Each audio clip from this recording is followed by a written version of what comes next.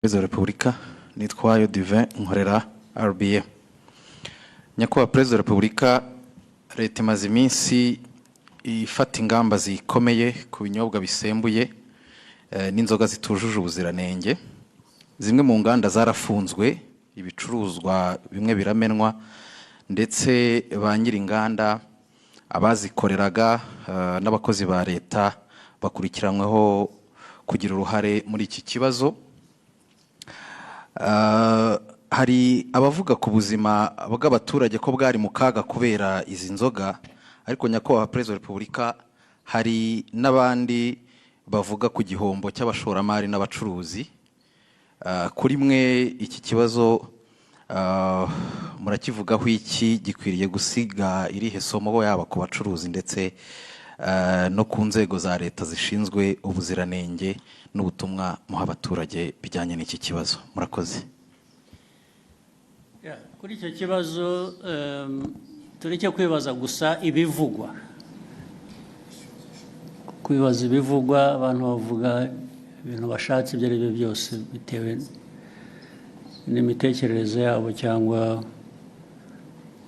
uko bifuza. Ariko ku bivugwa twongereho n'ibigaragara n'ibyo tubona noneho biba. Hari ibyo binyobwa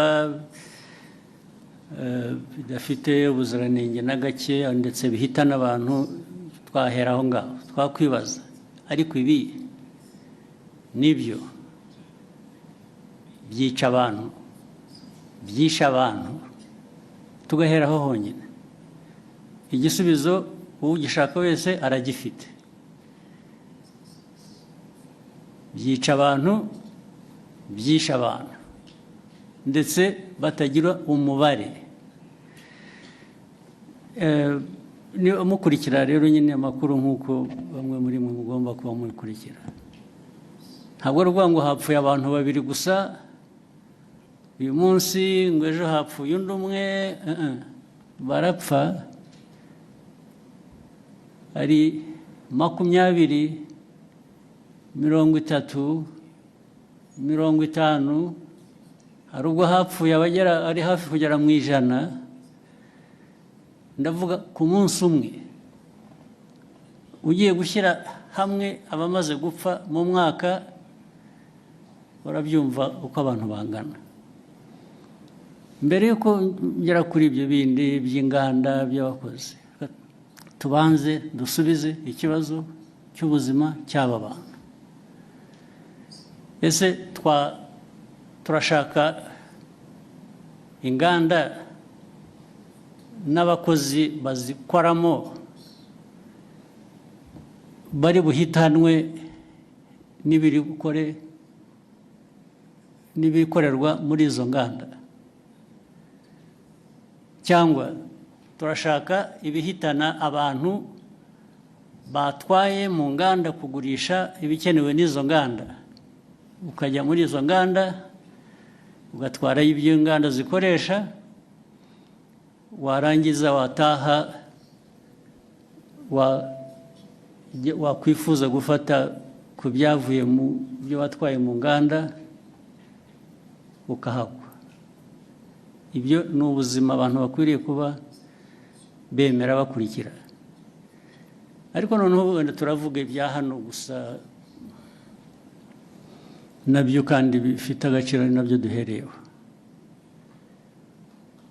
Ibyo binyobwa byica abantu nta nubwo ari ibikorerwa hano cyangwa ibituruka hano gusa, hari n'ibituruka hanze. Ibituruka hanze bizanwa bituje ubuziranenge, bikica abantu.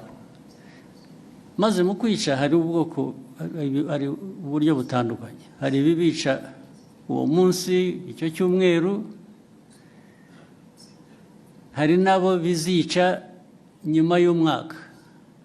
Kwica buhoro ukagenda uko binywa bikagenda bikwica kugeza igihe umuntu anogoka nyuma y'umwaka. Ibyo rero ntabwo ndumva neza umuntu waba bishyigikiye ngo atekereze inganda, atekereze abantu bakora muri izo nganda, ukuyemo abo byica umunsi ku wundi nk'uko bizwi, nk'uko mubibona. Abo rero reba nk'uruganda cyangwa uburyo abantu bateguye ibyo binyobwa, byaba ari mu ruganda, byaba ari mu rugo, byaba ari hehe, byisha abantu uyu munsi. Birongeye wowe ibyo ukora, ndavuga ahantu hamwe, birongeye byisha abandi uwundi munsi, ikindi gihe birongeye byisha abandi. I'm talking about the same place, ndavuga ahantu hamwe, birongeye byisha abandi ahandi ikindi gihe. Ubu ukavuga ngo urakora ikize, ariko noneho usibye wowe ubikora bikica abantu, iki gihugu kiyoborwa gite? Igihugu cyareka abantu bagapfa gusa kikarebera cyo kiba ari igihugu ki? Ni igihugu gifite imibereho imeze ite? Ni nayo mpamvu bariya bashinzwe imirimo itandukanye ireba ibi by'ubuziranenge, uvuga bakurikiranwaho, babazwa ibyo babazwa, nicyo bagiriyeho. Izo nzego zigiriyeho kureba ngo ibikorwa ibyo ari byo byose ntabwo byica abantu, ahubwo ni ibifasha ubuzima bw'abantu gutera imbere.